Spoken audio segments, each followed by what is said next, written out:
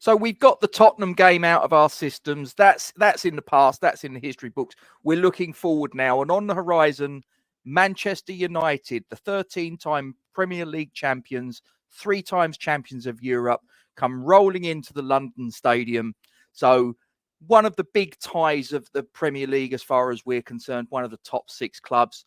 Their pedigree is there for all to see. But this is not that version of Manchester United. Now, can we get something out of this game? We'll have a look. But if you're wondering who I am as well, if you're not too sure, Gio, if I'm lucky, might put the link to my YouTube channel in the description below. We're called the West Ham Massive. My name's Gatesy. Please feel free to give us a subscribe if you think I'm mildly entertaining or informative. Let's get into it. So we've had many ties down the years with Manchester United where we've managed to conjure up a victory from out of nowhere sometimes. I remember before the Premier League, we were going down. We were getting relegated. Manchester United were going for the Premier League. Kenny Brown scores a goal, gets a 1-0 win. We had a 1-1 draw against them in 95 when Ludek Miklosko repelled all before him and sent the Premier League trophy to Blackburn Rovers with a claret and blue ribbon wrapped around it. Fast forward a couple of years, the penalty were 2-0 down. A penalty from Julian Dix, a virtuoso goal from Florian Radochoi, gets a 2-2 draw. 4-0 win in a relegation season. We get a League Cup fixture against Manchester United in the snow. 2 goals for Carlton Cole, 2 goals for former Manchester United player Jonathan Spector. And who can forget that last night at the Boleyn when from 2-1 down with the clock ticking, Winston Reid manages to get his head on the cross.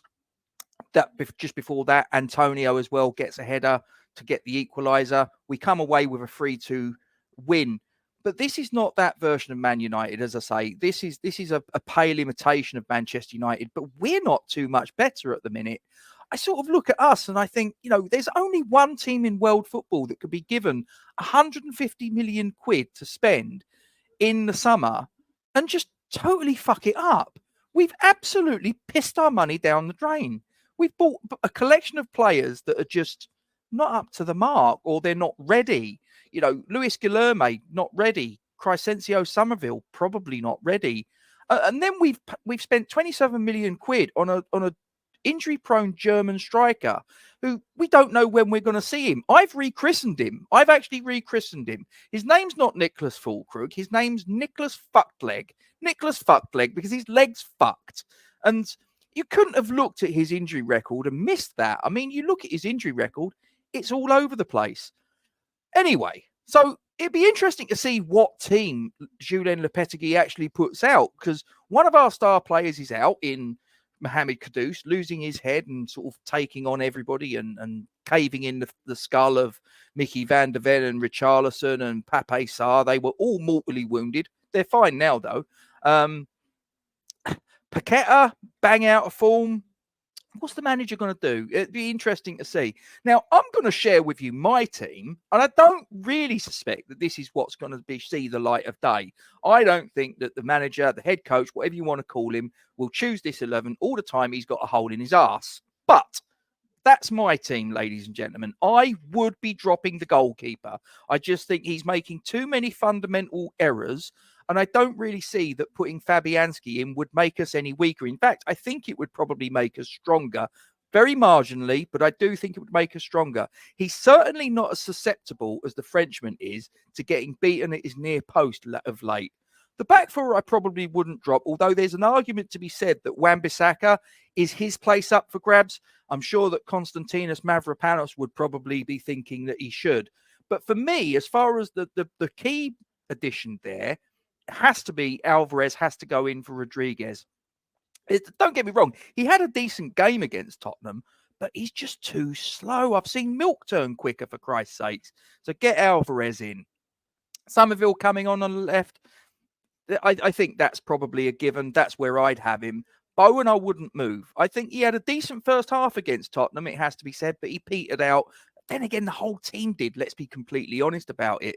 Souček's a warrior. You know what you're going to get from him. He's not the most technically gifted, but he'll cause chaos in and around the box if you give him that type of service. But there's 2 players that you're going to be looking at there and going, what the fuck? he's lost his mind. Like I say, this is my 11. I don't really believe this is going to see the light of day tomorrow, but this would be the team that I'd put out.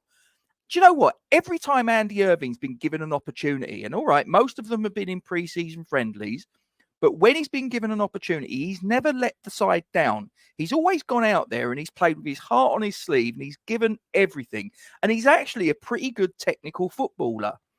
He scored plenty of goals. Yes, again, I know they're pre-season friendlies and they're games in the Austrian Bundesliga. He did score a hat-trick towards the end of that season, though, with Austria Klagenfurt. So he knows how to put the ball in the back of the net. So he might add a little bit of something going forwards that we haven't really got from Lucas Paqueta this season. He's been totally anonymous. So I'd get the Scotsman in. He's in the Premier League. He can't believe his luck. He would absolutely grab this opportunity with both hands and he would make the most out of it. I'd put him in. I really, really would. But I don't suspect that the manager will. But you never know. And then up top, Danny Ings. Yes, I would put Danny Ings in. Antonio's been pony. He's been absolutely useless. Get Danny Ings in. He got that equaliser away at Fulham.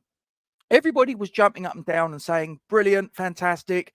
Danny Ings, he knows how to put the ball in the back of the net. And we've basically seen fuck all of him since. So let's see what Danny Ings can do. That's what my 11 would be. Now, at the minute, let's be honest, right? If you look at the Manchester United treatment room, it's like a scene from Platoon. There's bodies everywhere. They've got about 7 or 8 players that are going to be missing. We've got to capitalise on this.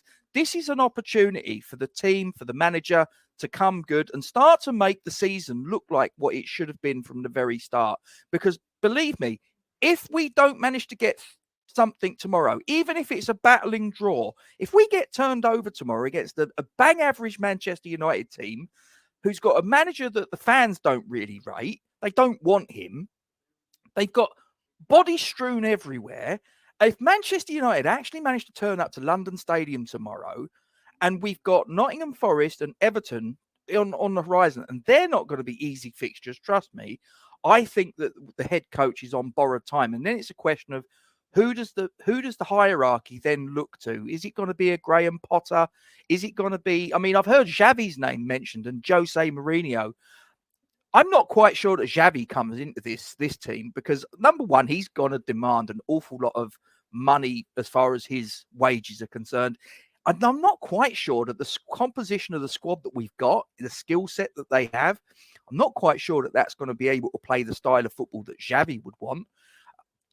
I think that probably if you had to put your money on a manager coming in, it's probably going to be Potter or Mourinho ahead of Xavi. But listen, I hope this manager I hope that the head coach does turn it around. I really do. I do think that there's the possibility, though, we do have a fox in the hen house. I'm not quite sure that Tim Stuyton is really sort of like working in harmony with Sullivan and Lopetegui. I'm really not. I think that there's definitely something going on between those three. It's not all harmonious behind the scenes. But listen, we need to come firing out of the traps here because this is a Man United team that really we should be able to get at. I'm going to say that we're going to be able to get at them. I think it will probably be a draw in truth, though. I think that both teams are not good enough to keep a clean sheet, but I'm not too sure that either team's going to be enough to totally overwhelm the other. And if one team does manage to sneak a win, it'll only be by 1 goal, I would suspect. I don't see it being a 2, 3, 4 goal margin because I don't think either team's particularly good at the moment. But anyway, that's just my thoughts on it. But anyway, if you've enjoyed this little ramble, please feel free to drop a like on the stream. And don't forget to give a look at my YouTube channel, the West Ham Massive. As I say, Gio's hopefully put the link somewhere in the description section below. Come on, you Irons.